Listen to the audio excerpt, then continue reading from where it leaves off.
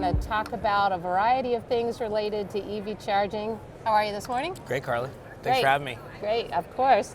So during the OEM panel discussion a little earlier this week, we heard one of the automakers tell the audience of fleet managers, don't worry about getting vehicles. We're going to get you vehicles. Your problem is going to be charging. Your problem is going to be infrastructure.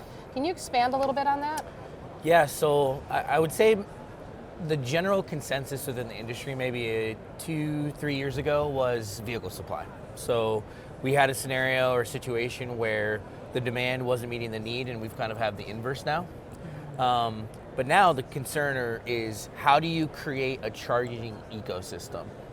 Because for the last 100 years or so, we've had, I don't know, how many gas stations in America that have supported the fleet community and the efficiency of fleets in the field.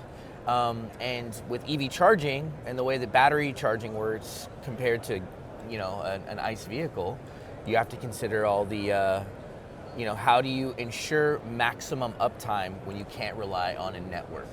Yeah. And that's really the challenge that companies have to solve in order to ensure that they can confidently make that transition over to EV charging compared to ICE vehicles. Yeah. So it's really a risk versus reward kind of a scenario. Yeah. So if a fleet is in the early stages of transitioning to EVs, what are some of the things that they need to think about when they're considering all the different options available to them for charging? I would say that the types of chargers that are available to fleets and fleet applications are very different than what you see on the consumer market.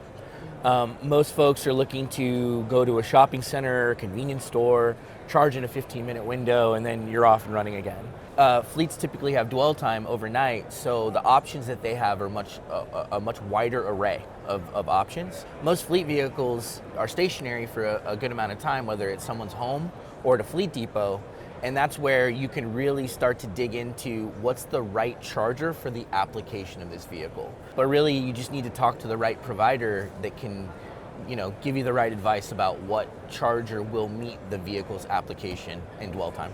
So the at-home charging really makes a lot of sense, doesn't it? If you've got the right technology and the fleet has the right policies in place, right, around that. Right. It makes a lot of sense because the driver can charge at the most optimum low-cost time, right? Exactly. Overnight. Yep, overnight. There's, it's a tricky, there's a lot of concern about the fact that you're drawing energy from a person's home. I think here at NAFA, there's, I don't know how many companies that are here talking about at-home charging reimbursement. So there's a lot of options. Do your homework, obviously. But when it comes down to it, there's no more efficient place to charge. It's relatively low cost compared to what we call charging in the wild or accessing public networks.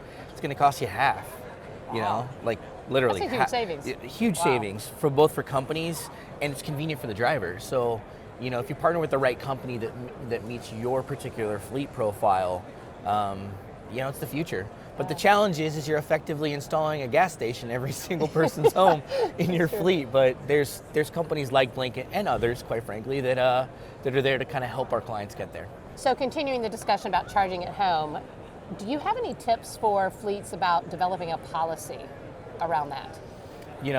When it comes to developing that fleet policy, I would say talk to your drivers first. Like, get a sense of where they're at in terms of their acceptance or willingness to transition to electric vehicles. ICE vehicles, EV vehicles, it's all the same thing. We're humans, we're doing a job. The vehicle's there as a tool. Let's have, include the driver and the fleet manager. It's about change management. Right, and be transparent and listen, and let's go get the job done, right? Okay. That's what fleet does. We get things done. So Jay, give us a look into the future. Are there any trends or things coming on the horizon around charging that maybe fleet managers don't know about yet? And is there anything they should be doing to prepare? Carla, this is my favorite question. Good, glad I asked it. So I would say that the thing that fleet managers and the industry as a whole aren't thinking about right now is the right solution for the vehicle. You have a level 2 charger, which is your standard overnight, 6 to 8 hours dwell time, takes you from 20 to 80%. That's the standard kind of fleet model, right? Then there's your ultra fast DCFC, high power Tesla chargers and Blink chargers and other manufacturers out there. But what about the middle? Everyone thinks about charging in the wild, they think about it at home, but is there a middle ground? Is there a solution? Thanks so much, Jay. That was a great discussion. We appreciate Cool. you being here. Thanks so much for having me. Yeah. Appreciate it.